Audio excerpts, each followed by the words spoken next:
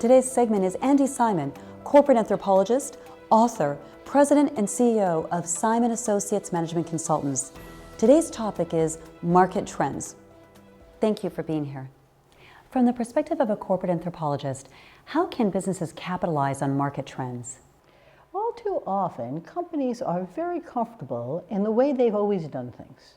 And often clients come to us and they are struggling with their changes going on in all over the market, their consumers, even in the business-to-business environment. They have new people buying their services and they're being used in ways they hadn't anticipated. But they're not quite sure whether these are unique and just stories that are unusual or they're part of a larger trend. And so I often go in and ask them in an anthropological way, what are they observing in trends beyond their own industry?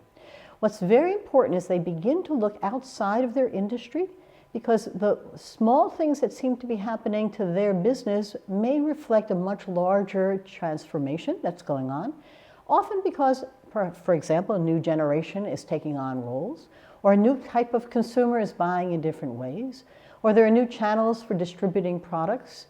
But what are the trends that could affect your business in a new way that you're not paying attention to? 4 situations that I often refer clients to, because it's so illustrative, was a financial services firm that was having a difficult time hiring new brokers.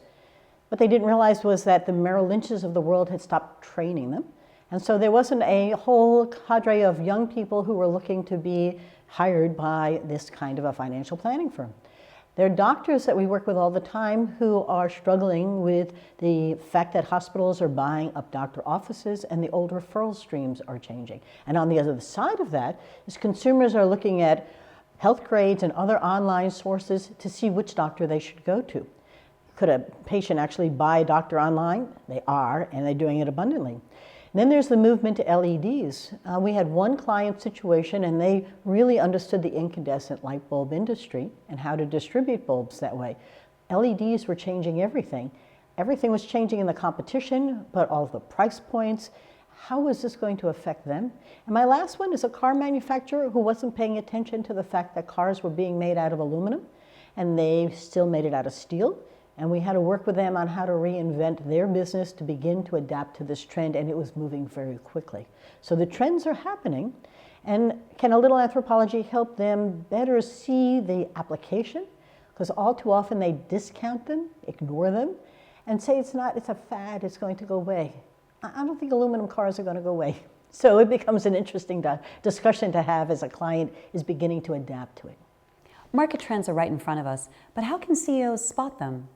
Well, the first thing they have to realize, there's a great quote by Andi Simon, the French diarist, we don't see the world as it is, we see the world as we are.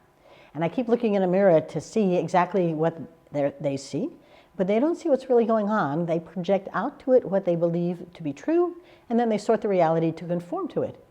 So, some of the things that they should start to do is first get out of their office and go observing. They need to see this not as a particularly new buyer who's changed the way he's consuming or buying their product, but a completely new process or transition or generational trend that's emerging. So this becomes real important. The second thing is most companies don't have anyone inside who's looking at these not as trends in an abstract academic way, but as something that could provide really important insights into what's happening and how their industry could adapt to it or how they could lead the industry. So I often ask them to set together quarterly think tanks, experts that they might bring in or even their own staff to look at what the trends are and how they could begin to adapt to it. But at that point, they have to open their minds to begin to see these things in new ways. These are all very anthropological because they're observing intentionally what's going on around them and not hoping it's a fad that'll go away. And my last point to them is you have to test. If you don't test, you'll never know what you are thinking is right or wrong and what might happen or not happen. From your consulting practice, can you give us an example of a client you worked with that changed a strategy or a way they did business because of a market trend? Great question. Let me talk to you about a college that we worked with. Now, we do a lot of work in the college industry. They're all changing. But this was an early situation where this college had stalled and stopped growing. We did our anthropology. We hung out, we met with students, we met with faculty, we met with parents, and we listened to them talk about what was going on, and then we watched a lot. The interesting part about this college, it was Centenary College in Hackettstown, New Jersey. They're a chapter in our book. It's a great story because the new president, and often we work with new CEOs and new presidents because they're beginning to see things in new ways. But what he began to realize was what was unique about the college was that they had given everybody a laptop computer. Now this was early, and all of a sudden the question is, what could this do? What I heard though was that their claim to fame was that they taught people the way people like to learn. And that was a really powerful theme going across all of the faculty. You know, we tailor the way we teach to the way you learn. You put the two together and we ended up with a major marketing campaign that transformed the place from a struggling college to having a waiting list of students who wanted to go there, and programs that helped them learn the way they like to learn. And that's not a small idea, that was a big idea. You know, it only came by listening, and the president of the college is a wonderful listener.